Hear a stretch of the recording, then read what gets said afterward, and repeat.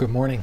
We are going to continue in Romans chapter 6. Let me read verse 20 again. For when you were slaves of sin, you were free in regard to righteousness. Now we're going to look at verse 21, but I want you to focus on the idea of ownership as we come to verse 21, 22, and 23, because they're playing out this idea of how ownership yields a particular outcome. If you're a slave to sin, it yields this. Slave to righteousness yields this. So verse 21 says, "But what fruit were you getting at that time from the things of which you're now ashamed? For the end of those things is death." In other words, what was the fruit of your sin? So think about your own life.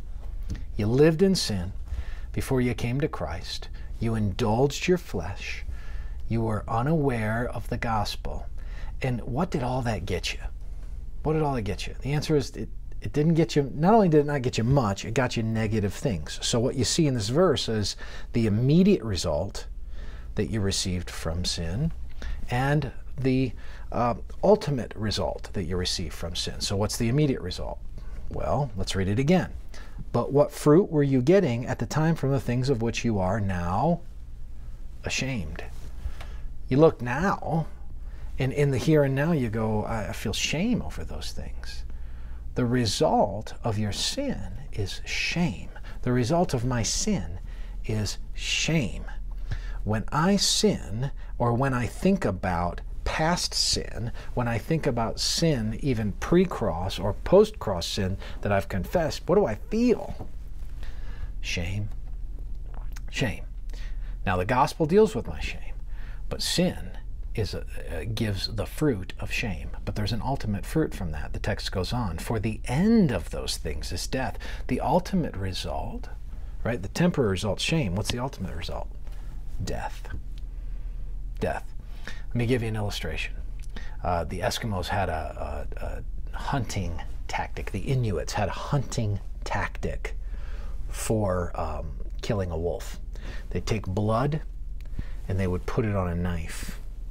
And they would position that knife possibly on a tree, on a stake, somewhere visible, maybe possibly even bury it down in into the ice, but with the blade sticking out.